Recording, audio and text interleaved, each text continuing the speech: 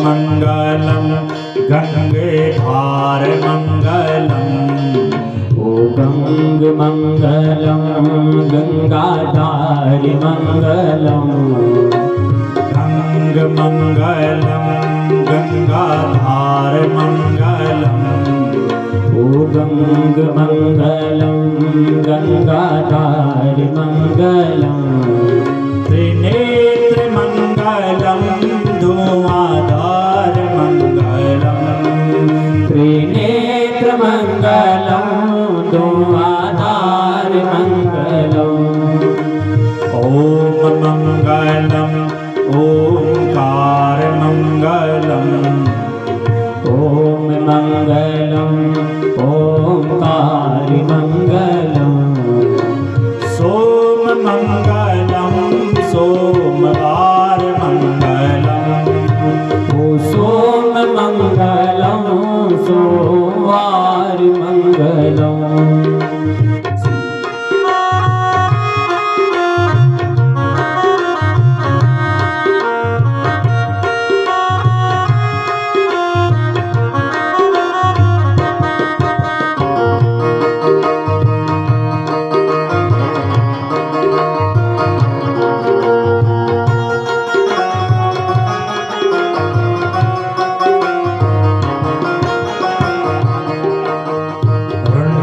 माल पंचकोश ओंकार मंगलम।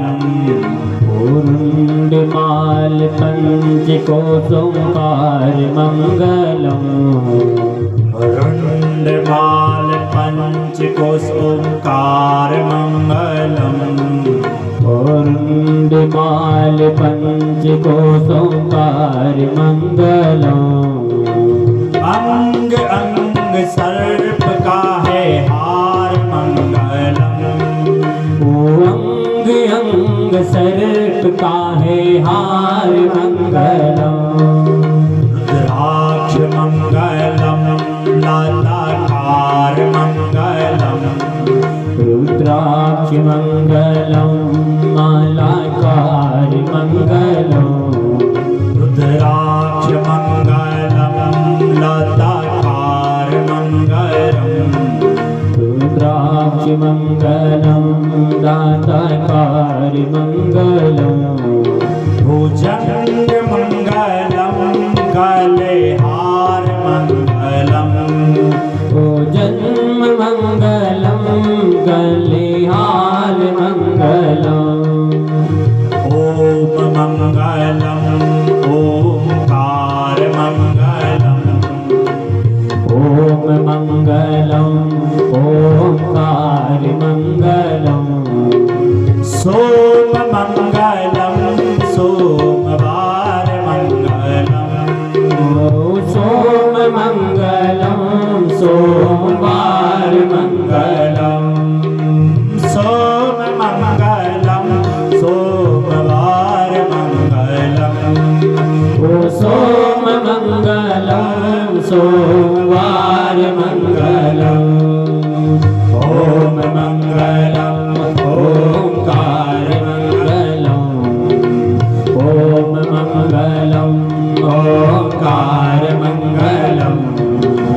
सोम मंगलम सोमवार मंगलम। ओहो सोम मंगलम सोमवार मंगलम।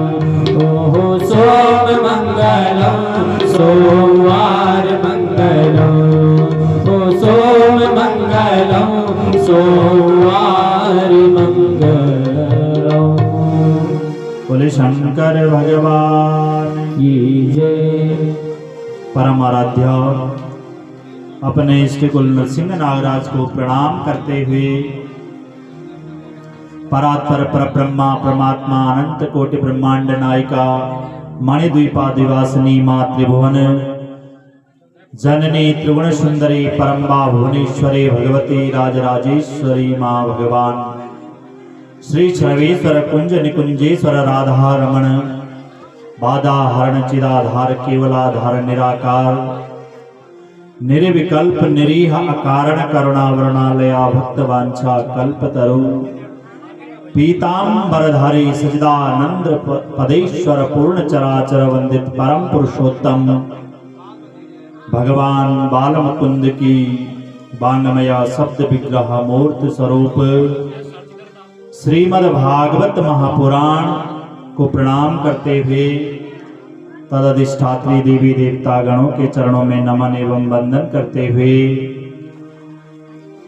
भगवान श्री लक्ष्मी नारायण की साक्षात शब्द विग्रह स्वरूप श्री हरिवंश महापुराण तद अधिष्ठात्री देवी देवता गणों के चरणों में नमन एवं वंदन करते हुए व्यास आसनारूढ़ श्रीमद् भागवत महापुराण के मर्मज्ञ विद्वान सद्गुरुदेव भगवान सर्वतो भद्रमंडलों पर आवाहित पूजित प्रतिष्ठित त्रयत्रिंशत् कोटि देवी देवता गणों के चरणों में नेति नेति प्रणित करते हुए समस्त देवी देवता खंडेश्वर देवता क्षेत्रपाल देवता घंटाकर्ण देवता माँ भगवती समस्त ग्रामवासी क्षेत्रवासी देवी देवता के चरणों में नेति नेति प्रणित करते हुए इस मंडप को अपने वेदों की ध्वनि से देवताओं की शक्ति बढ़ाने वाले मंडप के आचार्य जी पूज्य चाचा जी श्रीमान विजेंद्र प्रसाद शेमाल जी, उपाचार्य बड़े भाई श्री रविंद्र शेमाल जी, वेद पाठी ज्ञानवृद्ध वयोवृद्ध पूज्य बड़ा जी रमेश शेमाल जी और वेद पाठ जो कर रहे हैं ऐसे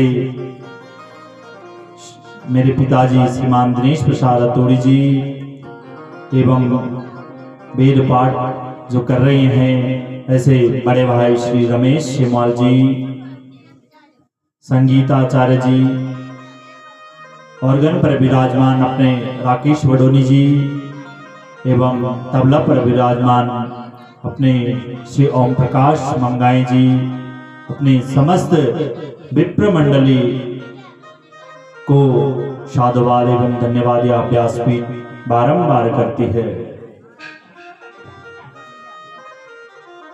सभी देवी देवताओं के अवतारी पुजारी निजवाल यागिक यजमान परिवार एवं समस्त आगंतुक जितने भी इस यज्ञ में सम्मिलित है, टेंट व्यवस्थापक, साउंड व्यवस्थापक, भोजन व्यवस्थापक, हमारे दास लोग, समस्त ग्रामवासी क्षेत्रवासी, भक्ति और श्रद्धा स्वरूप माताओं बहनों, अबाल वृद्ध सज्जनों एवं इस यज्ञ को संपादित करने वाले यज्ञपति पूज्य बड़ा जी श्रीमान मुकुंद राम जोशी जी, उनकी धर्मपत्नी श्रीमान गणेश प्रसाद जोशी जी, उनकी धर्मपत्नी श्रीमान देवाराम जी सकुटुंब सपरिवार, ब्रिजमोहन जी सकुटुंब सपरिवार, कमलेश्वर जी सकुटुंब सपरिवार, भवानंद जी सकुटुंब सपरिवार, गीताराम जी सकुटुंब सपरिवार, चंद्रशेखर जी सकुटुंब सपरिवार, जितेंद्र प्रसाद जी सकुटुंब सपरिवार और दिनकर जी सकुटुंब सपरिवार, समस्त जोशी बंधु इष्ट मित्रगण द्यो ध्यानी नाता रिश्तेदारों के सहयोग से यह यज्ञ निर्विघ्नता आज द्वितीय दिवस की कथा में प्रवेश करता है। आप सबका स्वागत एवं अभिनंदन यह व्यासपीठ करता है। बोले हरिवंश महापुराण की जय। बड़े सौभाग्य की बात है, हमारे केमर मंडलांतर्गत मां बालगंगा की गोद में समाया यह छोटा सा गांव कोठियाड़ा और उपगांव गवाना में श्रीमान मुकुंद राम जोशी जी ने अपनी स्वर्गीय माता अमरेश्वरी देवी और स्वर्गीय पिता बालेश्वर प्रसाद जोशी एवं समस्त जोशी परिवार के जितने भी पितृ देवता है, इन सब के उद्धार के लिए यह 2 गंगा अपने आंगन पर लाई है।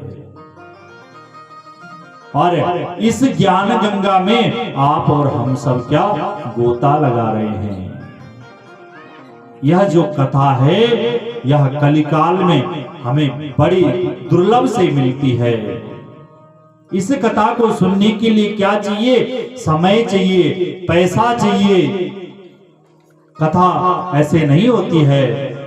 हरिवंश पुराण में एक श्लोक आया है कि कितना खर्चा इस पुराण को करने में लगता है कि देवज्ञं तु समाहूय मुहूर्तं पृच्छयत्नतः विवाहे यादृशी वित्तं तादृशी परिकल्प च। जत का एक बेटी का विवाह कनमा खर्चा लग दो, तत का ये भागवत का आयोजन कनमा भी इत की खर्चा लग दो। माताओं भाई बेटी ते गहना देन, सब कुछ देन, फर्नीचर इत्यादि देन, और तेका बाद जो भी खर्चा लगलो भोजन इत्यादि अपना मेहमानों ते खिलौन, तो वनी ये भागवत में भी इतना ही खर्चा लगलो। ये हरिवंश पुराण कह रहा है। तो हम कितने बड़े सौभाग्यशाली हैं। आपके गांव में जोशी परिवार ने अपने पितरों के उद्धार के लिए इतना खर्चा कर रहे हैं, इतना धन लगा रहे हैं इस आयोजन में अपने पितरों के उद्धार के लिए, और हम केवल कितने लोग आ रखे हैं? 10 लोग आ रखे हैं। बोले हरिवंश महापुराण की जय। आजकल तो कुछ भी काम नहीं,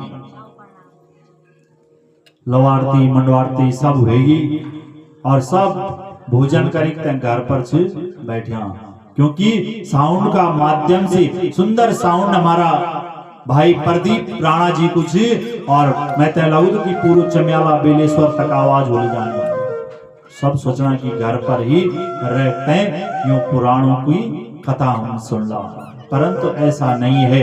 यहाँ आना पड़ता है, भगवान के सामने सन्मुख होकर बैठना पड़ता है, तब जाके हमको इन पुराणों का फल हमें प्राप्त होता है। नहीं तो आजकल YouTube इत्यादि चैनलों में कथाएं बहुत आ रही है। क्या ऐसे दर्शन हो सकते हैं आपको? नहीं हो सकते हैं माताओं। इसलिए जितना होता है इस परिवार का सहयोग करिए, और कथा सुनाने में तभी आनंद आएगा जब श्रोता रहेंगे। बोले हरिवंश महापुराण की 1.5 घंटा हमें मिला है। तो उसमें कल हमने आपसे हरिवंश पुराण में निवेदन किया था कि किस प्रकार से माताओं को 5 प्रकार का दोष लग जाता है। जो माताएं कल आई होगी उनको ध्यान होगा, और उस दोष के निवारण के लिए यह हरिवंश गर्जना करता है। क्या करना चाहिए? हमें गौ सेवा करनी चाहिए, गौ को पालना चाहिए, और गाय को पालने के बाद जो गौ माता हमको आशीर्वाद देती है तो अवश्य हमारे घर पर फल की प्राप्ति हो जाती है। ऐसा कौन कहता है? हरिवंश पुराण कहता है। तो प्रत्यक्ष जो प्रमाण है वह रघुवंश है। रघुवंश की कथा सूक्ष्मता से मैंने आपको कल सुनाई थी कि राजा दिलीप की कोई संतान नहीं थी। राजा दिलीप ने गौ सेवा की थी। गौ सेवा करने के बाद कुल गुरु वशिष्ठ जी ने उनको आशीर्वाद के रूप में अपनी नंदिनी गाय दी थी। उन्होंने कहा महाराज हमारा जो यह कुल है इसमें क्यों ऐसा संतान का प्रादुर्भाव क्यों देर में होता है? तो वशिष्ठ जी ने बताया कि आप सब क्या गौ की रक्षा करें, गौ की सेवा करें, तब जाके आपके घर पे पुत्र की प्राप्ति होती है। तो ऐसी आज क्या राजा दिलीप ने गौ की सेवा की, और गौ की नंदिनी गौ की सेवा करते करते उनके घर पे सुंदर पुत्र की वृद्धि होती है और उन्हीं के कुल में राजा दशरथ होते हैं। राजा दशरथ के घर पे भगवान स्वयं मर्यादा पुरुषोत्तम रामचंद्र जी का जन्म होता है। बोली मर्यादा पुरुषोत्तम रामचंद्र भगवान की जय। और रामचंद्र जी सारी रामायण की कथा भी भागवत जी के अंतर्गत आएगी। सूक्ष्म तरीके से आप भागवत जी से श्रवण कर लेना। इस प्रकार से इस हरिवंश पुराण में बताया है कि ऐसे सत्संगों में, ऐसे जहां पे भी जिस भी चाहने से हम जाते हैं वह चाहना यह हरिवंश पुराण पूरी कर देता है। अभी मैंने पूर्व में कहा था कि जहां तक साउंड के माध्यम से आवाज जा रही है वो लोग सोच रहे हैं आज नहीं कल जाऊंगी, कल नहीं तो परसों जाऊंगी, परंतु जो कथाएं आज हो रही है वह कल नहीं होगी, जो कल होगी वह परसों नहीं होगी। इसलिए ऐसे धाम में हमें आना पड़ेगा और भगवान हरि के गुणगान गाना पड़ेगा। अगर हम भगवान के गुणगान नहीं गाते हैं तो मैंने कल भी कहा था हमारा जो मन है वह निर्मल रह जाता है और 3 प्रकार के ताप और पाप जो हम करते हैं उसका समन नहीं होता है। उसके समन के लिए हमें कहां जाना पड़ेगा? ऐसे सत्संगों में जाना पड़ेगा। इसके लिए तुलसी बाबा रामचरितमानस में कहते हैं कि बिनु सत्संग विवेक न होए, बिनु सत्संग विवेक न होए, बिनु सत्संग विवेक न होए, बिनु सत्संग विवेक न होए। राम कृपा बिनु सुलभ न सोए, राम कृपा बिनु सुलभ न सोए। श्री राम जय जय राम, श्री राम जय जय राम, श्री राम जय जय राम। हमारा विवेक कब जागृत होगा? जब हम ऐसी दिव्य कथाओं में आएंगे। तो राजा दिलीप का जो मन था वह ऐसे सत्संग में जाकर गौ सेवा करने से उनके क्या कुल का उद्धार हुआ। तो कल जो आपने कथा सुनी वह भगवान मर्यादा पुरुषोत्तम के वंशज की कथा सुनी। आज हरिवंश पर्व में जन्मेजय जी कहते हैं कि हे राजन अन्य कथाएं हमें श्रवण करवा दीजिए। तो स्वयं हुआ मनु के वंश की कथा इसमें है, जिसमें दक्ष प्रजापति की उत्पत्ति है और वह कथा आप भागवत जी के माध्यम से श्रवण करेंगे। दक्ष प्रजापति द्वारा सृष्टि का विस्तार और दक्ष की 60 कन्याओं और उनकी संतति का वर्णन आप भागवत जी के अंतर्गत श्रवण करेंगे। हम सीधा भगवान की कथा आगे चलते हैं और अत्रि वंश की कथा आपको श्रवण कराते हैं। बोले विष्णु भगवान की जय। वैशंपायन जी कहने लगे कि आसी धर्मस्य गोप्तावे पूर्वमत्रे समप्रभो अत्रिवंशा समुत्पन्ना अंगो नाम प्रजापति।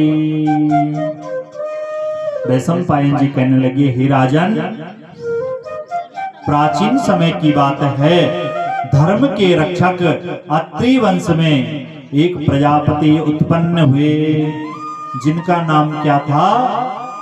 अंग था। ध्यान से श्रवण करना, ये हरिवंश पुराण में केवल वंश ये को दादा हुए, तय को दादा सु है, तय का पिताजी सिद्ध है, तय की माँ सुत है, सारा ये माँ वंशों की कथा छे। तो ध्यान से सुनना। अत्रि वंश की कथा आप श्रवण कर रहे हैं।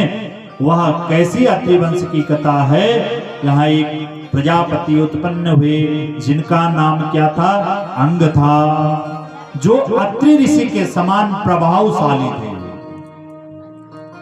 कि तस्य पुत्रो भवद्वेनो नार्थ्या धर्म कोविदा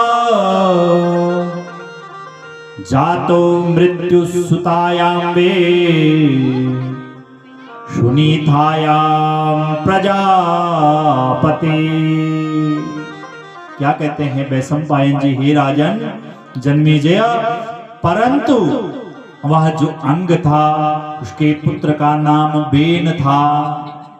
क्या था? अंग के पुत्र का नाम क्या था? बेन था, जो धर्म के रहस्य के बारे में अनभिज्ञ था।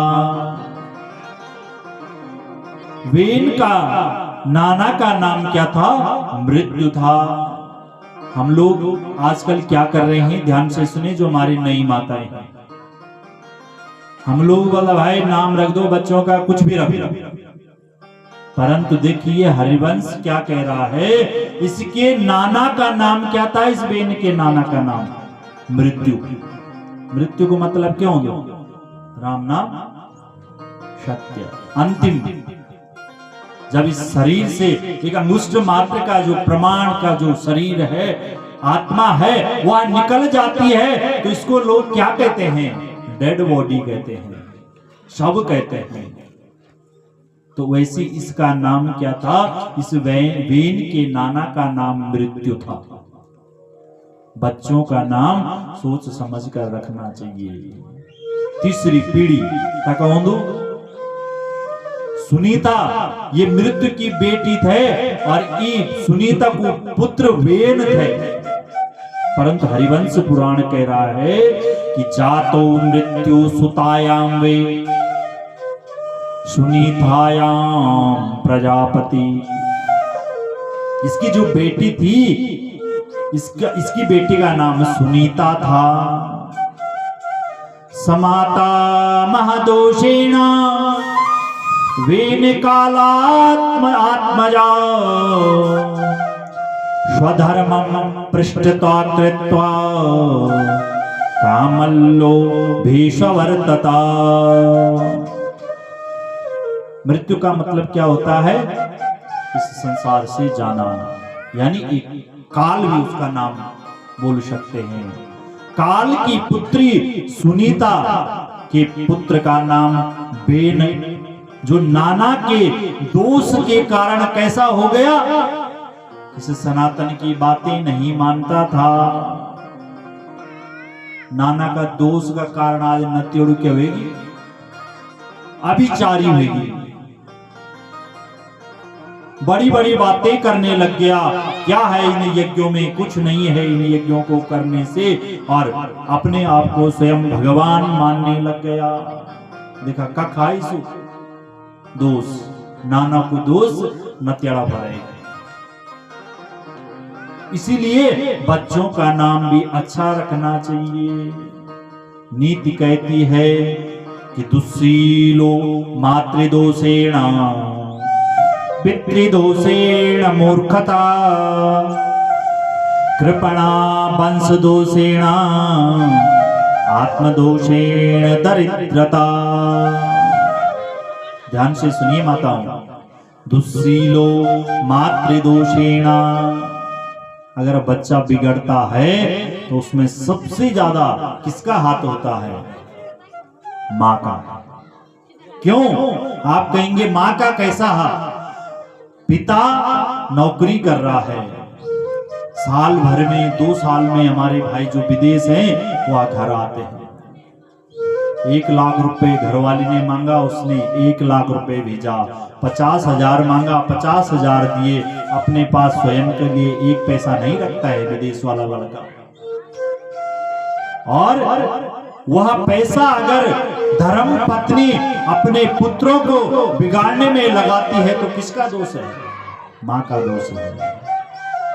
इसीलिए नीति कहती है कि दुस्सीलो मातृदोषेण, बालक अगर बिगड़ जाए तो माँ का दोष समझना, और अगर बालक मूर्ख है, अच्छे स्कूल में डाला है और घर पे उसकी परवरिश अच्छे नहीं हो रही है पढ़ाई लिखाई में, और अगर पढ़ाई लिखाई में भी अच्छी परवरिश हो रही है, वह बालक अगर मूर्ख हो रहा है तो समझो पितृदोषेण मूर्खता, पिता का कुछ ना कुछ इसमें दोष है जिससे बालक मूर्ख हो रहा है।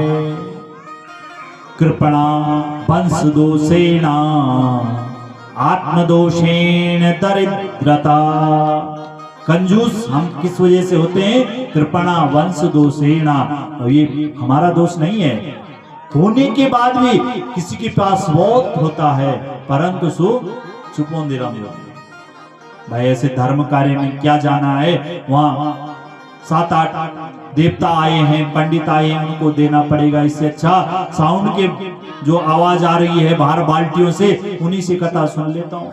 तो अपना दोष मत समझना उसे, वो वंश का दोष है, उसके वंश वालों ने कभी देना नहीं सिखाया। और पुनः आत्मदोषेण दरिद्रता, और स्वयं का दोष से हम क्या बंदा दरिद्री बन जाता। इसीलिए माताओं नीति कहती है कि अगर बालकों का नाम भी रखना है तो अच्छा रखना, भगवान के नाम से रखना, जिससे हमारा भी उद्धार हो जाएगा। आज इस बेन पर भी नाना के प्रभाव के कारण, नाना के दोष के कारण आज यह बेन भी अत्याचारी होने लग गया, मर्यादा विहीन स्थापित कार्य करने लग गया, वेद शास्त्रों की निंदा करने लग गया, यज्ञ पूजा पाठ इत्यादि इसने सब बंद करवा दिए, जिसके कारण इस संसार में आसुरी शक्ति का प्रभाव हो गया। भाई जब भगवान की पूजा ही नहीं होगी तो आसुरी शक्ति तो बढ़ेगी। भगवान की पूजा अगर कहीं पर हो रही है तो अगर कोई भी व्यक्ति है तो अवश्य हाथ जोड़ेगा। क्यों? क्योंकि वहां पर भगवान को नमस्कार किया जा रहा है। इसलिए आज क्या इसने ऐसा राज्य स्थापित कर दिया जिसके कारण पूरे राज्य में, पूरे संसार में इसने यज्ञ इत्यादि बंद कर दिए। जब जब होई धर्म की हानि, भाड़ई असुर अधम अभिमानी।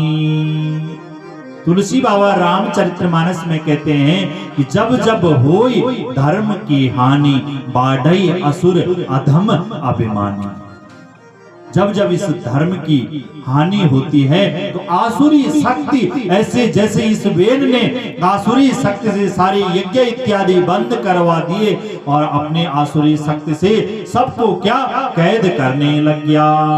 पुनः तुलसी बाबा क्या कहते हैं कि तब तब धरे प्रभु मनोज शरीरा, तब तब धरी प्रभु मनोज शरीरा, तब तब धरी प्रभु मनोज शरीरा, तब तब धरी प्रभु मनोज शरीरा। हरे ही सदा सजन भव पीड़ा, हराई सदा सजन भव पीड़ा।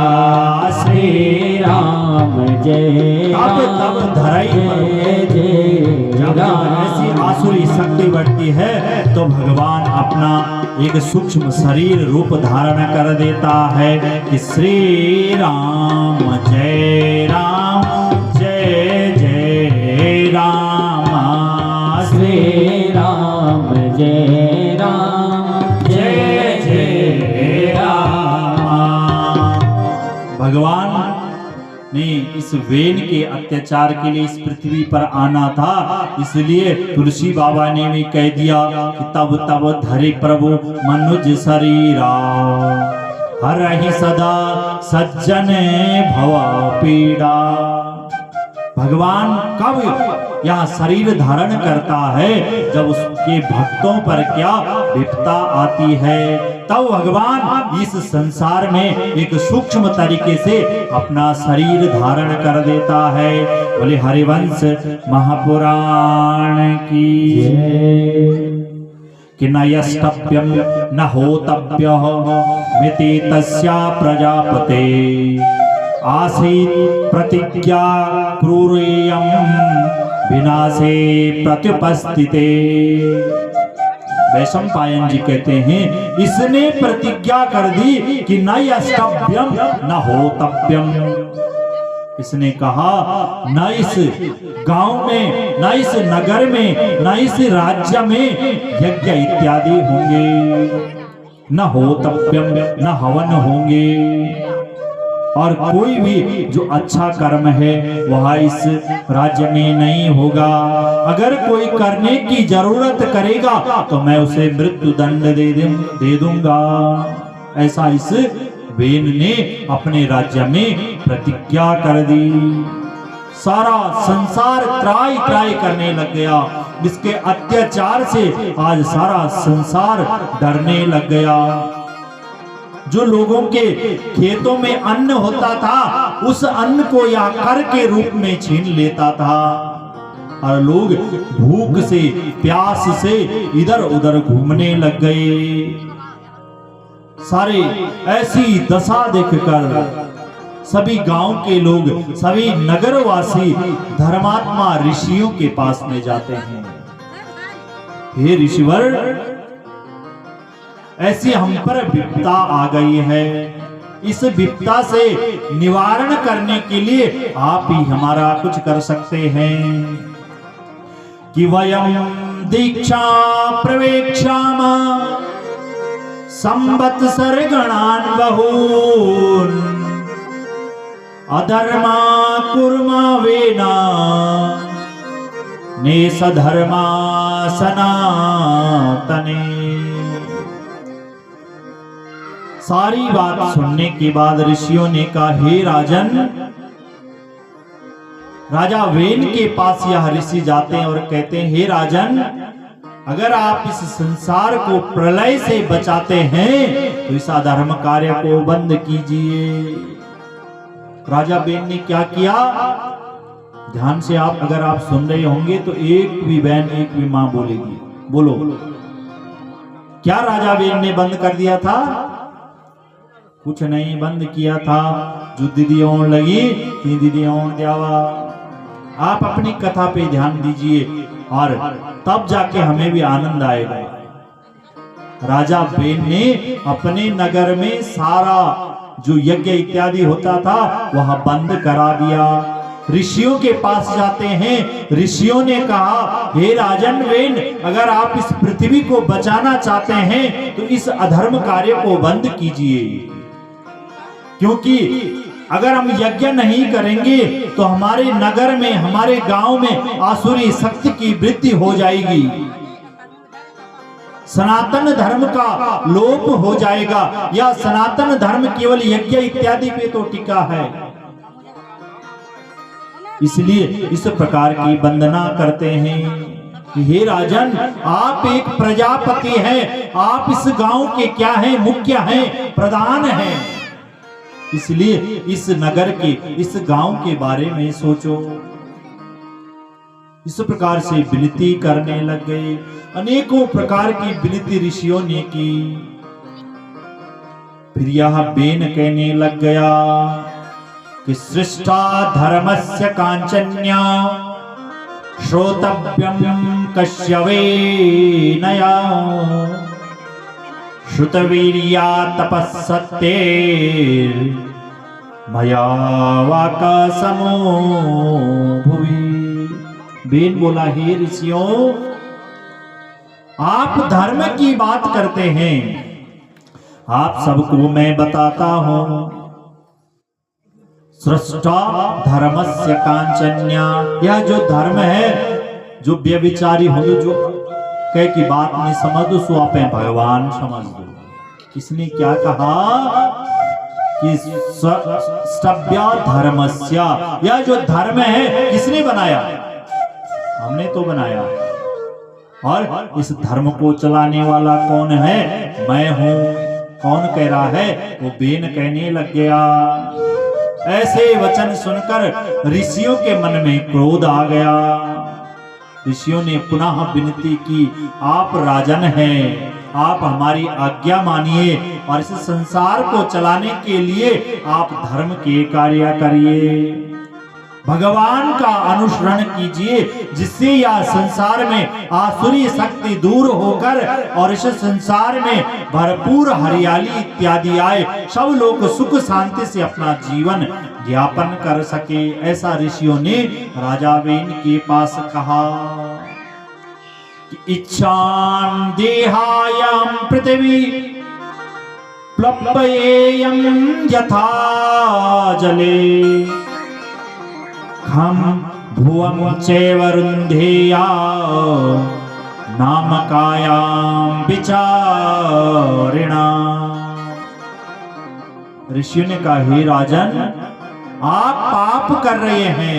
ऐसा बोलकर किया सनातन भी मैंने बढ़ाया, इस संसार को चलाने वाला भी मैं हूँ। ऐसा मत बोलिए, ऐसा कार्य अनुचित नहीं है। परंतु यह बेन उन ऋषियों की एक भी बात नहीं मानता है, और जिससे आज क्या यह पाप का घड़ा भर जाता है और ऋषियों को क्रोध आ जाता है। हमें क्या अपने पे कभी भी अभिमान नहीं करना चाहिए। ऐसा नहीं सोचना चाहिए कि आज मेरे पास धन है, वैभव है और सब कुछ है और मैं इस देश का, इस गांव का बड़ा सेठ हूँ, बड़ा राज्य वाला हूँ, बड़ा मेरे कुड़ छे, बड़ा मेरा खेत छे। ऐसा नहीं सोचना चाहिए माताओं भाइयों, क्योंकि वह सब हमने इतना बड़ा मकान बनाया, ये कौन से हमारे साथ में जाएगा?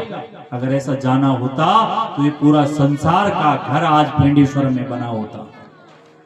बोले फेंडेश्वर देवता की जय। परंतु वहां से यहाँ से क्या ले जाते हैं? कुछ नहीं ले जाते। इतना तक कि जो हमारे तन पे जो कपड़े हैं, वह कपड़े भी उस शमशान घाट में निकाल दिए जाते हैं।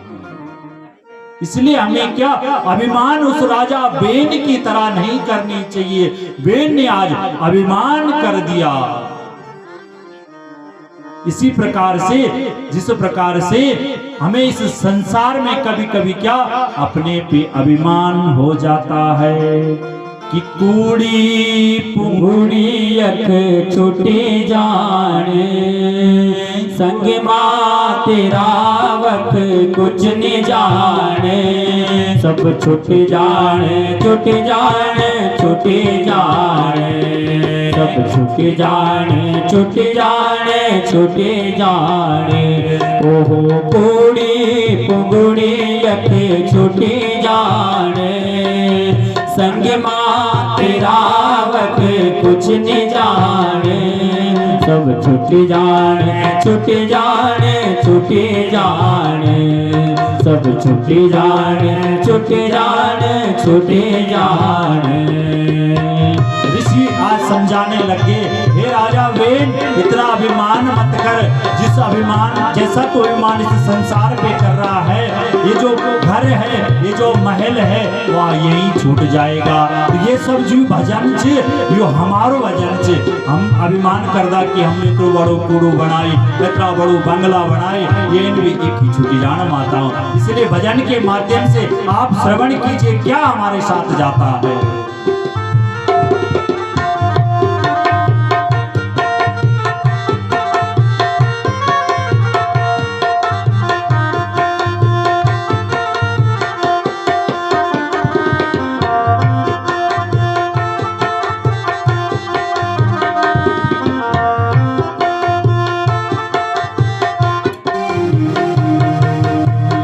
बचपन आई सो भी गई, बचपन आई सो भी गई, जवानी आल पर तो भी निराली, जवानी आल करे तो भी निराले, संग मान जाने तन बसे बुढ़ाने, संग मान जाने तन बसे बुढ़ाने, सब छुट जाने छुट जाने छुट जाने, सब छुट जाने छुट जाने छुट जाने, कूड़ी पोगड़ी यक छुट जाने, संग माँ तेरा वक कुछ न जाने, सब छुट जाने छुट जाने छुट जाने,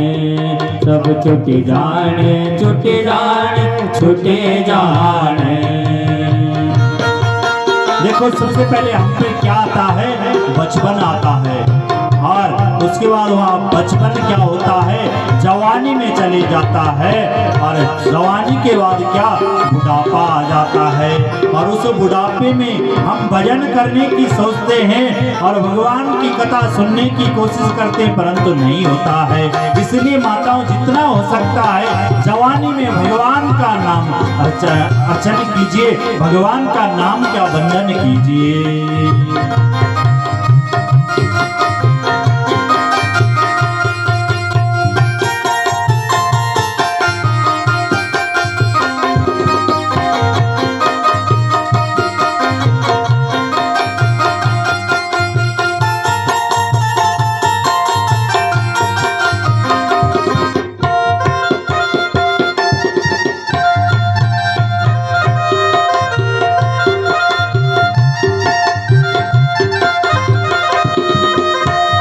तेरो मेरो कर दो रे दो, तेरो मेरो कर दो रे दो, दुनिया का धंधो माल जो रे दो, दुनिया का धंधो माल जो रे दो, दुनिया की चाकरी माँ कुछ न पाने, ओहो दुनिया की चाकरी माँ कुछ न पाने, सब छुट जाने छुट जाने छुट जाने, सब छुट जाने छुट जाने छुट जाने, कूड़ी पोगड़ी यके छुट जाने, संग माँ तेरा वक कुछ न जाने, सब छुट जाने छुट जाने छुट जाने, सब छुट जाने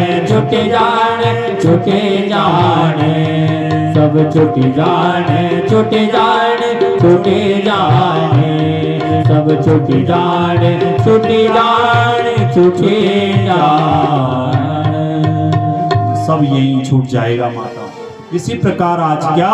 ऋषि भी राजा वेन को समझाने लगे, हे राजन मत कर अभिमान, सब यही छूट जाएगा। परंतु यह क्या?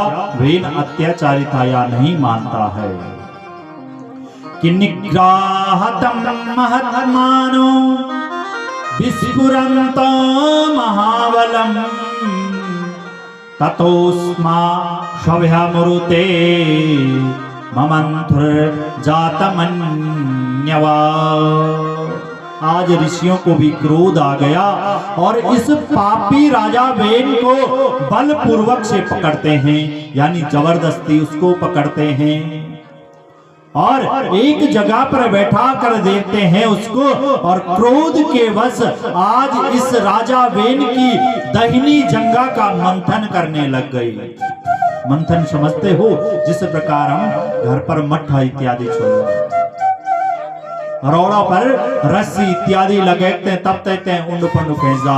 इसी प्रकार आज ऋषियों ने क्रोध के बस इसकी दहिनी जंगा का मंथन करने लग गए, और जैसे मंथन किया वहां ऐसे एक छोटा सा काला पुरुष निकलता है।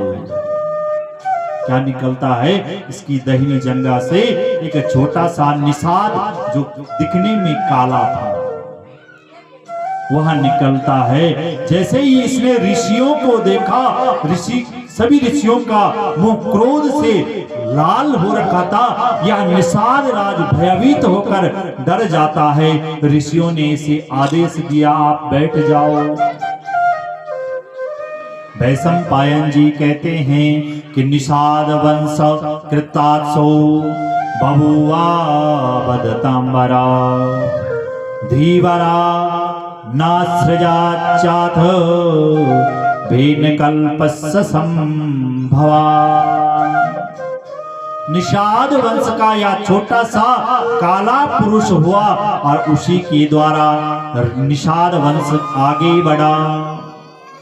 यह जो राजा वेन के अत्याचार से यह काला पुरुष जो निषाद उत्पन्न हुआ था, इसी के वंशज में यह निषाद राज आगे बढ़ा, इसका वंश आगे बढ़ता है। निषाद से धीवर इत्यादि राजा उत्पन्न होते हैं, क्योंकि यह राजा वेन के क्रोध, राजा वेन का जो पाप था उसके कारण यह उत्पन्न हुए थे। कि तथा पुनर्महात्मान पाणिं वेनस्य दक्षिणा हरणेमिव संरब्धा मंथुस्तेय महर्षया। पुनः ऋषियों का क्रोध शांत नहीं होता है, वह उसे पुनः पकड़ते हैं उस राजा वेन को और उसके दाहिने हाथ को आज मंथन करने लग जाते हैं। इतनी जोर से उसके दाहिने हाथ को मथते हैं कि वहां से जैसे ही उन्होंने मथना प्रारंभ किया, वहां से एक सुंदर पुरुष उत्पन्न होता है और उस पुरुष को देखकर यह संसार प्रकाशमान हो जाता है। और ऋषियों ने जैसे ही उसको देखा, प्रकाशमान पूरा संसार हो गया और उसका नाम क्या रख दिया? पृथु रख दिया। बोले पृथु महाराज की। यह भगवान विष्णु के ही वंशज हैं, भगवान विष्णु का ही अवतार है। राजा पृथु कैसे लग रहे थे? महायशस्वी लग रहे थे।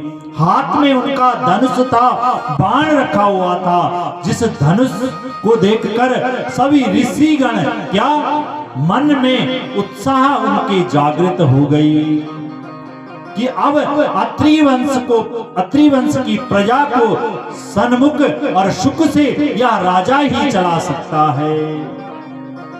ऐसा सबने उसको प्रणाम किया, मानो ऐसा लग रहा था जैसे स्वर्ग से आया हो। राजा पृथु को देखकर आज सारा जो अत्याचार था, वह सारा संसार जो डरा हुआ था, वह उसको देखकर, उस पृथु को देखकर आज प्रणाम करने लग गया। क्योंकि जब इस संसार में कोई अच्छा व्यक्ति आता है तो यह संसार क्या उसका उद्धार हो जाता है, इस संसार का उद्धार हो जाता है। इस प्रकार से बेन जो राजा बेन था, जो पृथु के पिता थे, जिनका दोहन हुआ, वह उनका देह समाप्त हो जाता है और विष्णु भगवान के पार्षद आते हैं और इस बेन को क्या वैकुंठ ले जाते हैं। तो वैशंपायन जी के पास राजा जन्मेजय कहने लगे, यह तो अत्याचारी था, कैसे इसको लेने भगवान के पार्षद आते हैं। तो तब भगवान विष्णु की बात वैशंपायन जी कहते हैं कि जो भगवान के वंशज हैं, जिनकी आत्मा से, जिनके शरीर से भगवान प्रकट हुए हैं, क्या उनको भगवान वैकुंठ नहीं ले जा सकते हैं? इसलिए इनकी दाहिनी भुजा से स्वयं राजा पृथु उत्पन्न हुए थे, इसलिए इनको वैकुंठ ले गए। बोले विष्णु भगवान की जय। इस प्रकार से ऋषियों ने देखा और राजा पृथु की आज स्तुति करने लग गए। राजा पृथु ने कहा, महाराज क्यों मेरी स्तुति कर रहे हो, क्या कारण है? तो आज ऋषियों ने सारी बातें बता दी कि सत्यभाग दानशीलोयम सत्यसंतो नरेश्वरा श्रीमात् जेत्रा क्षमाशीलो विक्रांतो दृष्ट शासना। का ये राजन, हम क्या बताएं, आपके जो पिता वेन थे उन्होंने इस संसार में इतना अत्याचार किया कि इस संसार में अब कुछ भी आगे बढ़ाने के लिए नहीं है। उन्होंने यज्ञ इत्यादि बंद करवा दिए, हवन इत्यादि बंद करवा दिए, स्वयं को सनातन को चलाने वाले स्वयं को भगवान मानने लग गए थे, इसलिए यह संसार पूरा डर गया था। राजा पृथु कहते हैं अब मैं इस संसार को चलाऊंगा, आप चिंता मत कीजिए। तब भगवान का अवतार जो राजा पृथु थे वह इस संसार को चलाने लग गए और इस पृथ्वी से खूब अन्न आने लग गया माताओं उस समय में। क्योंकि जब कोई धर्मात्मा राजा होता है तो उसके प्रभाव के कारण, उसके संगति के कारण यह पृथ्वी भी प्रसन्न हो जाती है। आज इस पृथ्वी से खूब क्या अन्न धन आने लग गया और कहीं जो दूसरा देश था उस देश में क्या इस पृथ्वी ने अन्न धन छुपा दिया था और वहां के लोग राजा पृथु के पास आते हैं, हे राजन, हमारी जो ये पृथ्वी आप, हमने सुना जहां आप राज्य करते हैं वहां खूब अन्न होता है, धन होता है, परंतु हमारा जो राज्य है वहां तो ना अन्न हो रहा है ना धन हो रहा है, हमें तो क्या भूख और प्यास इत्यादि हमारे जीवन को मार देगी। इसलिए हमने सुना आप धर्मात्मा है, आप इस पृथ्वी को कहकर हमारे देश में 2-4 अन्न के पौधे इत्यादि दे दीजिए। राजा पृथु ने जैसे यह सुना, मैं तो स्वयं धर्मात्मा हूँ और यह पृथ्वी ऐसे इस संसार को कहीं अन्न दे रही है कहीं नहीं दे रही है, वह क्या क्रोध में आ गई। राजा पृथु हितता वेण्यो भयस्तत्र गौरभूत्वा प्रदवान्हि ताम पृथुर धनुरादायां धावन्तीन मवधावता। इस पृथ्वी ने राजा पृथु का क्रोध देखा और राजा पृथु ने अपने हाथ में क्या धनुष लिया, बाण लिया और इस पृथ्वी ने धेनु का, गाय का रूप बना दिया। क्योंकि एक गाय माँ ही ऐसी है जिसपे लोग क्या एकदम से उसे मारते नहीं है। इस पृथ्वी ने धेनु का रूप बना दिया। राजा पृथु का क्रोध इस पृथ्वी ने देखा और गाय का रूप बनाकर भागने लग गई। आज यह धरती भागने लगी। आज भगवान ब्रह्मा का पास मा जांदी, हे ब्रह्मा देवता, आप हमारी रक्षा करो। ये राजा पृथु कैसा अत्याचारी राजा हो गया। हमने तो सुना यह धर्मात्मा है, परंतु ये तो एक स्त्री पर, मैं गौ हूं, गौ स्त्री का स्वरूप है, ये तो मुझे मारने के लिए भाग रहा है। और ब्रह्मा लोक में जाती है, ब्रह्मा लोक के शरण में या पृथ्वी जाती है, भगवती का स्वरूप बनकर, गौ माता का स्वरूप बनकर। और जैसे ही ब्रह्मा लोक में जाती है, ब्रह्मा जी मना कर देते हैं। ब्रह्मा जी कहते हैं मैं नहीं आपकी रक्षा कर सकता। तो कौन मेरी रक्षा कर सकता है? बोले विष्णु जी के पास जाइए। और यह पृथ्वी पुनः वहां से भागती है। वाचम बिन्यना धर्म्यम स्त्रीवद्धम कर्तुमर्हसि कथम धारयितच्चासि प्रजा राजन बिना मया। विष्णु जी के पास जाते हैं, विष्णु जी मना कर देते हैं। भगवान शंकर के पास जाते हैं, भगवान शंकर मना कर देते हैं। आज पृथ्वी को लगा जो ये 3 देव नहीं बचा सकते, इसके लिए मुझे स्वयं राजा पृथु के पास जाना चाहिए। राजा पृथु धनुष बाण लेकर खड़े हैं। यह पृथ्वी कहती है कि वाच वेण्यम ना धर्मम स्त्रीवद्धम कर्तुमर्हसि।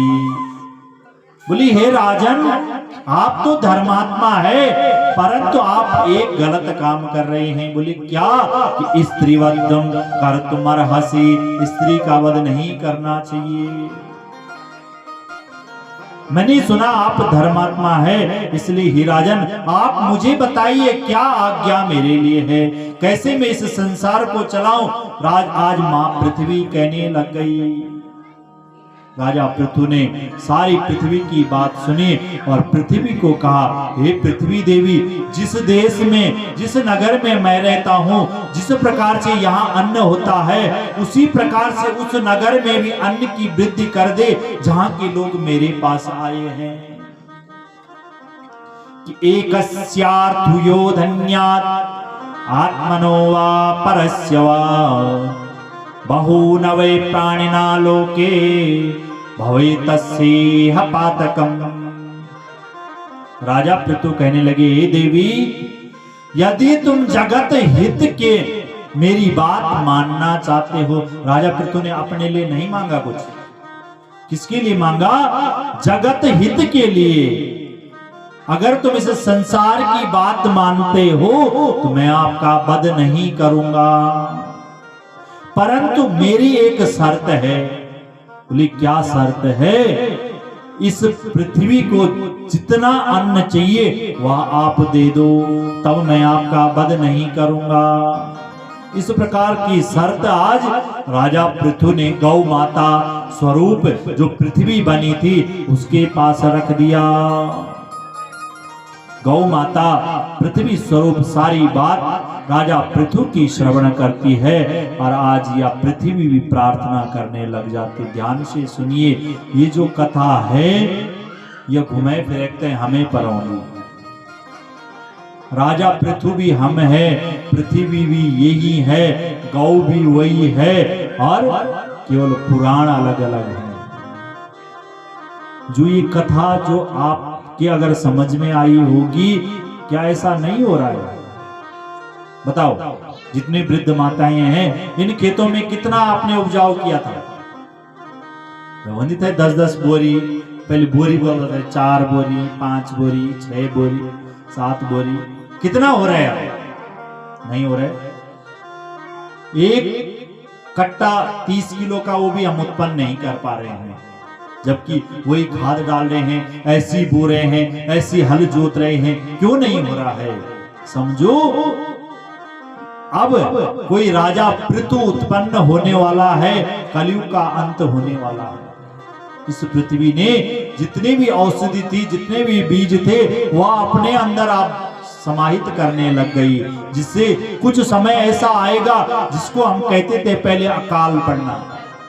भूख लगती है, परंतु जब अन्न ही नहीं होगा तो भूख कैसे तृप्त होगी? उसी प्रकार आज राजा पृथु के पास इस देवी पृथ्वी ने प्रार्थना की, हे राजन, मैं आपकी बात स्वीकार करती हूँ, परंतु एक बात मेरी भी है। क्या? कि सर्वमेत दहं वीरं विदायस्यामि न संशयम् उपायत समर्थ्याद सर्वसिद्ध्यन्ति पराक्रमा। यह पृथ्वी कहने लगी, हे राजन, मैं आपके सारे कार्य सिद्ध कर दूंगी, परंतु एक कार्य आपको भी मेरा करना पड़ेगा। बोले, क्या मेरा कार्य करना पड़ेगा? कि उपक्यम पश्येन त्वं धारयेता प्रजायमा वत्सं तु मम सम्मस्य सम्यक्स्य चेरमं एन वत्सला। आज यह गौ मां क्या कहने लगी कि वत्सम तू मम, हे राजा वे पृथु, मैं गौ हूं और इस मां को कब वात्सल्य आता है? जब उसके सामने उसके बेटे होते हैं।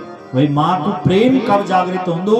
जब ती का बेटा ती का सामने हो, तब ती मां को प्रेम वात्सल्य वो जागृत होंदो। बोली, क्या करना चाहिए? कि वत्सम तो मम सम्यस्या, मेरे सामने इस समय कोई बछड़ा लेकर आ जा।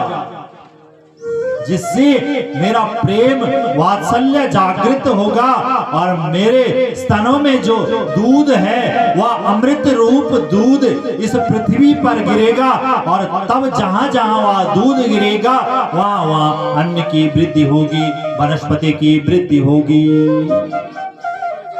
ऐसे वचन सुनकर आज राजा पृथु ने क्या कहा?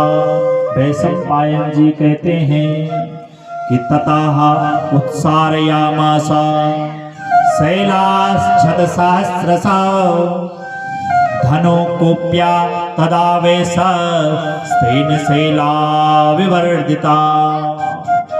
वैशंपायन जी कहते हैं, हे राजन, पृथ्वी की यह बात सुनकर आज राजा पृथु स्वयं बछड़ा बन गए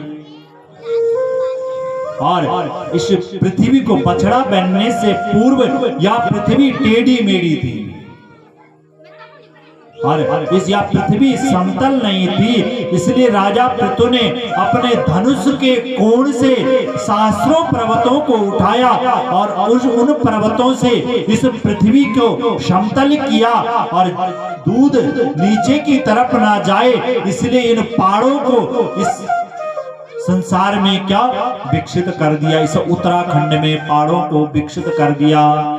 ऋषिकेश का पहाड़ उठाई और गंगोत्री डाल देनी और गंगोत्री का पहाड़ उठाई और ऐंचा का केमरा डाल देनी, ऐंचा का केमरा का पहाड़ उठाई और भदुरा दी देनी। क्यों ऐसे किए? इन पहाड़ों को कभी गौर से देखो। बोलो कैसे? इन पहाड़ों के बीच में हमारे खेत हैं, हमारे मकान हैं। जब हम रोपनी लगवाना तो सबसे पहले क्या लगवाना? बिट्टू लगवाना भाई, बांध कर दा कि जो हमारा खेत को जो रस च वो क्या है का खेत में न जाओ। तो इसी प्रकार से राजा बेन ने भी जब गौ का दोहन किया था तो यह पहाड़ इस संसार में स्थापित कर दिए थे कि जब दूध पड़ेगा इस संसार में, जहां जहां अन्न नहीं है वहां वहां ये जो पहाड़ है ये बांध का रूप धारण करेंगे और हमारे उत्तराखंड में ही अन्न की वृद्धि होगी, औषधि की वृद्धि होगी। इसी प्रकार से यह पहाड़ को अपने धनुष के कोण से यह स्थापित कर दिए और सारी जितना पृथ्वी टेढ़ी मेढ़ी थी उस पृथ्वी को चौरस कर दिया। प्राचीन समय में चाक्षुष मनवंतर में यह पृथ्वी ऊंची नीची थी, यानी टेढ़ी मेढ़ी था यह पृथ्वी, तक कोई रह नहीं सकता थे, इन्हीं सब पृथ्वी थे। परंतु अनाज इत्यादि भी उत्पन्न नहीं होते थे। परंतु जब राजा पृथु ने पृथ्वी को समतल करी तब से हम लोग ये पृथ्वी में रहना का योग्य यह पृथ्वी बनाई और तब से ही इस पृथ्वी में अन्न इत्यादि उत्पन्न होता है, अनेकों चीजें उत्पन्न होती है। इस प्रकार से गौ स्वरूपी पृथ्वी माँ का आज राजा पृथु दोहन करने लग गए। जहां जहां यह पृथ्वी समतल थी वहां वहां प्रजा ने निवास के लिए अपना स्थान बना दिया। जग जग समतल थे तक तक लोगों ने अपना घर बनाई, बिल्डिंग बनाई ली और थोड़ा थोड़ा जगह मिली वहां लोगों ने क्या किया?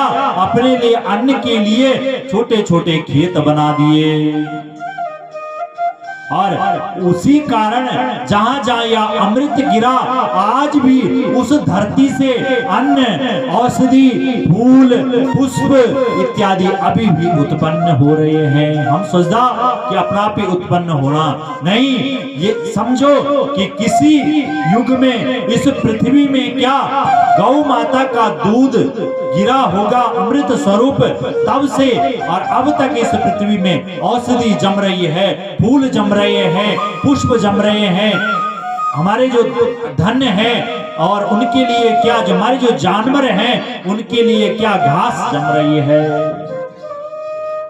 वैशंपायन जी कहते हैं इस प्रकार से इस पृथ्वी का जब पृथ्वी ने अन्न उत्पन्न किया और औषधि उत्पन्न की, पुष्प उत्पन्न किया, तब राजा पृथु ने इस पृथ्वी का नाम रत्नगर्भा भी रख दिया। बोले रत्नगर्भा माता की जय। इस पृथ्वी का नाम रत्नगर्भा भी रख दिया। इस पृथ्वी से अनेकों रत्न निकलते हैं माताओं।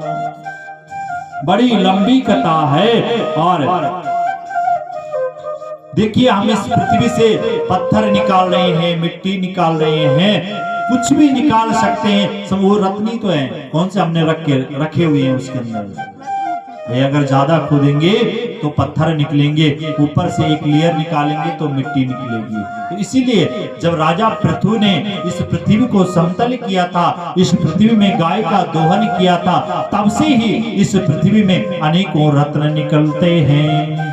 कि संकल्प इत्वा वत्संतु मनो स्वयं प्रभु स्वपाणो पुरुष श्रेष्ठा दुदोहा पृथ्वी तथा। फिर जैसे ही राजा पृथु ने इस पृथ्वी का दोहन किया तो सभी देवता इत्यादि आते हैं, दैत्य आते हैं, गंधर्व आते हैं और अपने लिए अनेकों अनेकों चीज निकालना शुरू कर देते हैं। तो सबसे पहले दोहन करता बने राजा पृथु और बछड़ा बने स्वयं भुआ मनु। दोहन करता यानी गाय तय पिलोण वाला, और बछड़ा बने स्वयं भुआ जो राजा मनु थे। वह मनु क्या बने, बछड़ा बने। क्या उन्होंने उस गाय से प्राप्त किया, तब से ही इस पृथ्वी में अन्न और फूल पत्ती औषधि इत्यादि की प्राप्ति होती है। फिर ऋषियों में बृहस्पति क्या बने, दोहन करता बने, और सोम जो चंद्रमा है वह बछड़ा बना। उसने क्या निकाले, छंद वेद अमृत रूपी पात्र निकाले। जो आप अभी हमारे बडोनी जी ऑर्गन पे हाथ लगा रहे हैं और आप सुंदर ध्वनि सुन रहे हैं, या छंद क्या ऋषियों ने निकाले थे, और चंद्रमा बछड़ा बना था। उसी गौ माता, उसी पृथ्वी से यह छंद इत्यादि निकले थे। भगवान सूर्य क्या दोहन करता बने और राजा इंद्र बछड़ा बने उस समय। तब से उन्होंने क्या निकाला, उससे उस गौ माता से सुवर्ण के पात्र यानी सोने के आभूषण जो हम पहनते हैं, वह सूर्य भगवान क्या उस गाय माँ का दोहन करता बने और राजा इंद्र क्या उस समय बछड़ा बने। तब से ही हमें सोना प्राप्त हो रहा है। ये सोना भी पृथ्वी से ही निकल दो, सोना आसमान से नहीं आता है, इस पृथ्वी से ही निकलता है। वैशंपायन जी कहते हैं कि हे राजन, अतुल पराक्रमी पितरों ने भी इस पृथ्वी का दोहन किया। जो हमारा पितृ देवता थे तो भी पृथ्वी को दोहन करे और चांदी का पात्र निकाली। स्वदा स्वरूपी दूध का उन्होंने दोहन किया था, इसलिए पितरों को चांदी प्रिय है। कि पितृभि श्रूयते चापि पुनर्दग्धा वसुंधरा रजते पात्रमादाय स्वदामाश्रित विक्रमे। पितरों थे इसीलिए चांदी प्रिय है।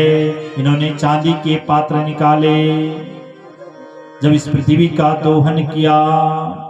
और चौथे जो पांचवें जो बने वह कालांतक दोहन करता बने और यमराज स्वयं बछड़ा बने। इन्होंने क्या निकाले, उस समय चांदी इत्यादि के पात्र इन्होंने भी निकाले, सदा रूपी अमृत स्वरूपी दूध इत्यादि निकाले, और जो पितरों को अति प्रिय है। पांचवें जो दोहन करता बने वह प्रहलाद जी के पुत्र विरोचन बछड़ा बने, और इन्होंने लोहे इत्यादि के पात्र निकाले और माया रूपी दूध निकालियों। क्योंकि प्रहलाद जी क्या थे, दैत्य कुल में उत्पन्न हुए थे, इसलिए दैत्य आपने टीवी इत्यादि में देखा होगा, वह छुपने की शक्ति रहती है उन पे।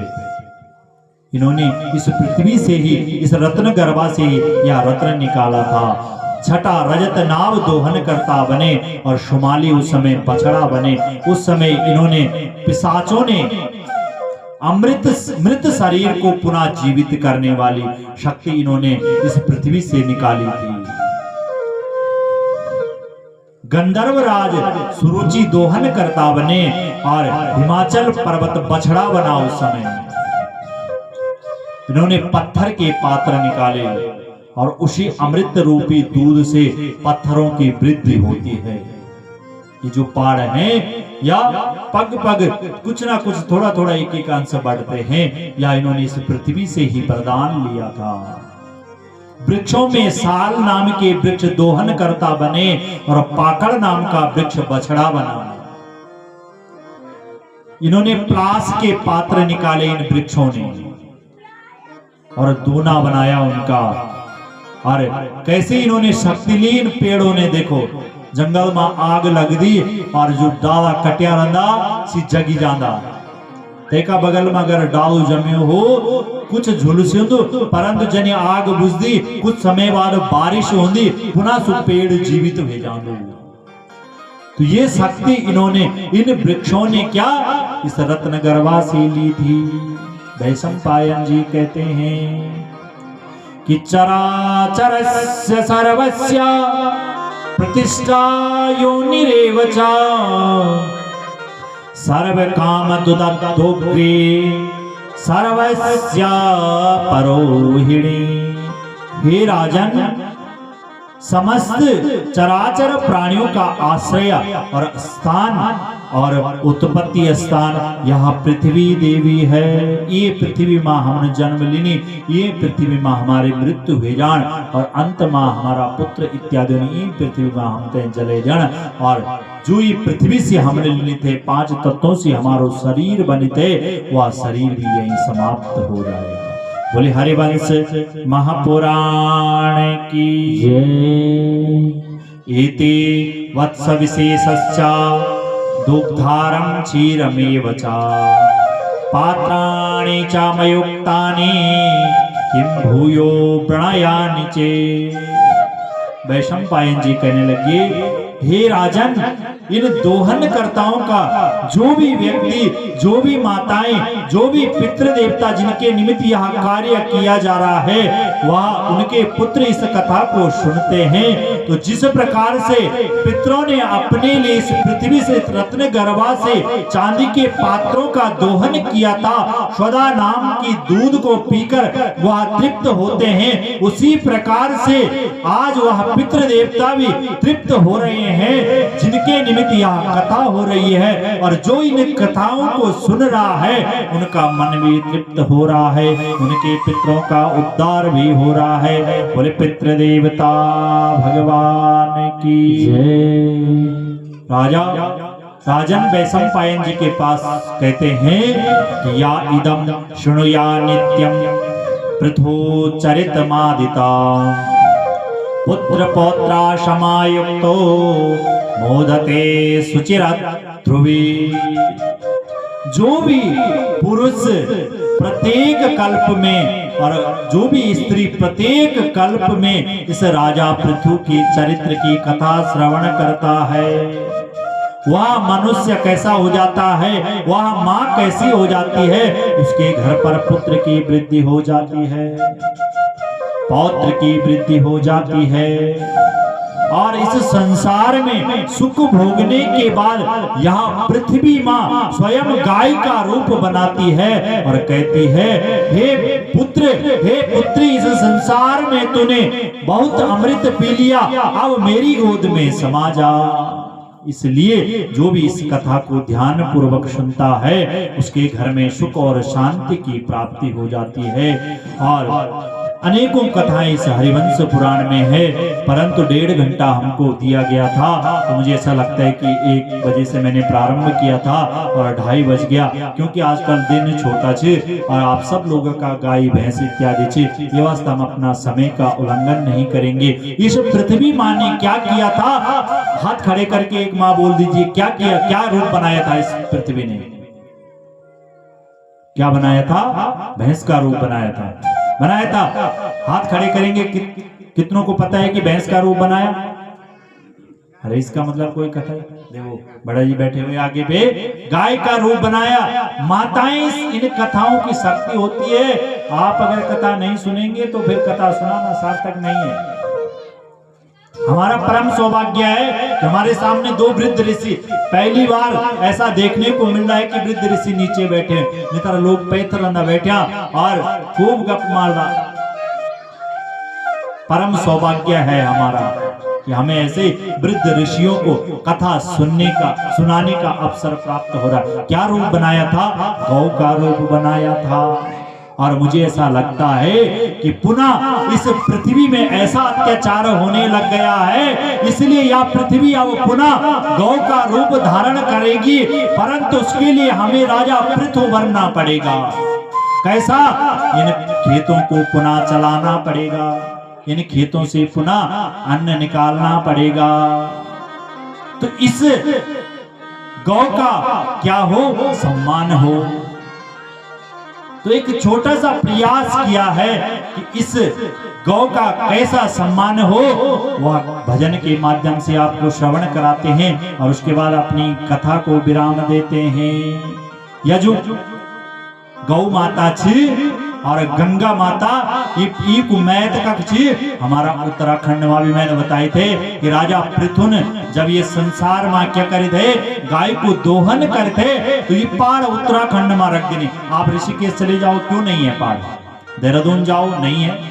हरिद्वार जाओ, कहीं कहीं पे है, परंतु ज्यादा पहाड़ ये उत्तराखंड का हिस्सा का, क्योंकि यहाँ देवता निवास करते थे। आइए भजन के माध्यम से आपको बताते हैं कि क्या कैसी यह जो गौ माता है यह तरस रही है, यह गंगा माँ तरस रही है कि हमारे ऊपर अत्याचार मत करिए।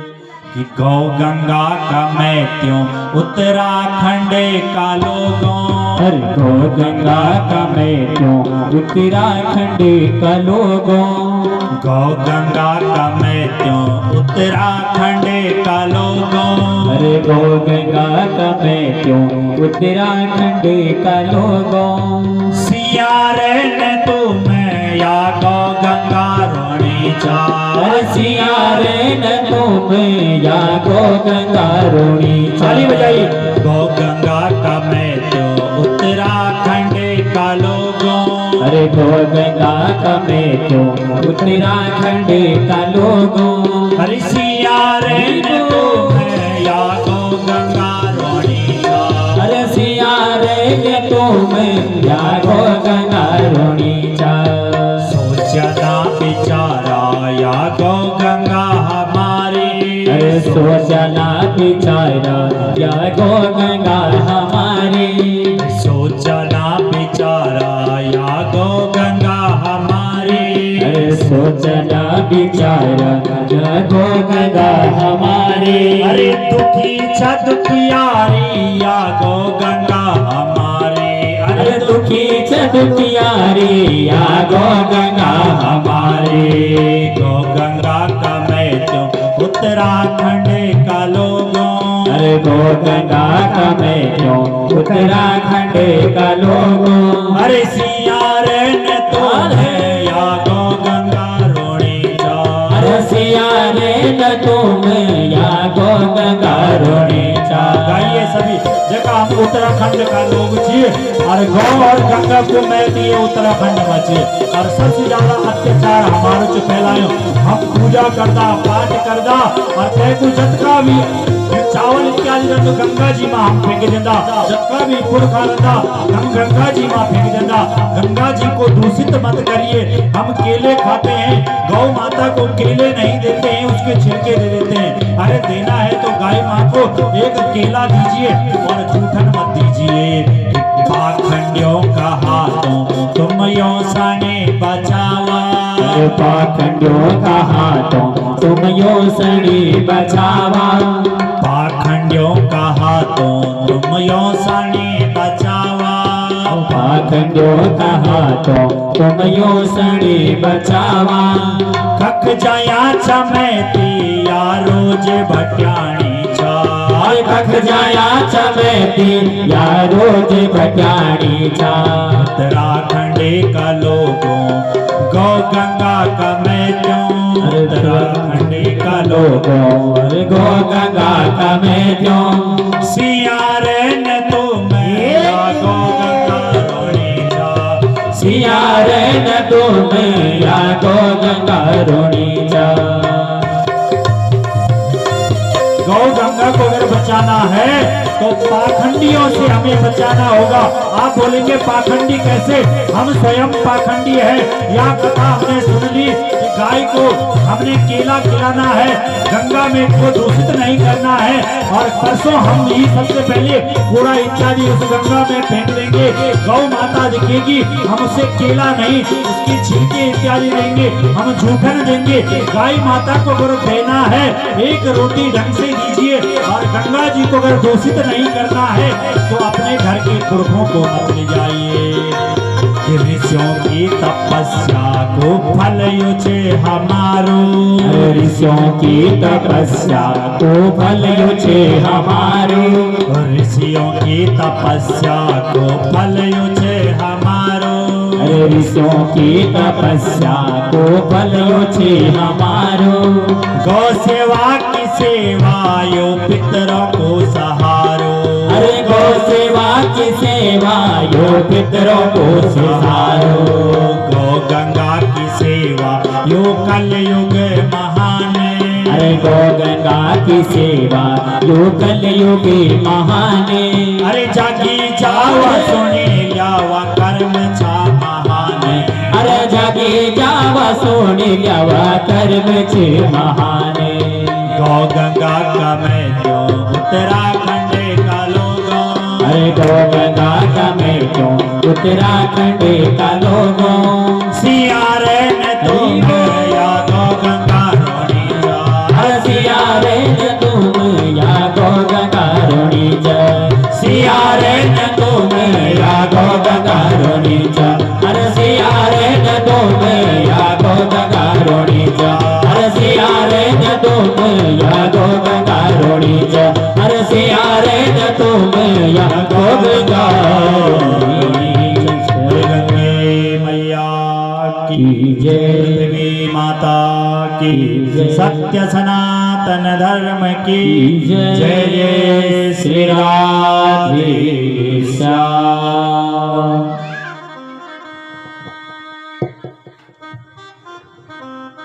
ओम हरि ओम श्री राधे राधे ओम ओम श्री राधे।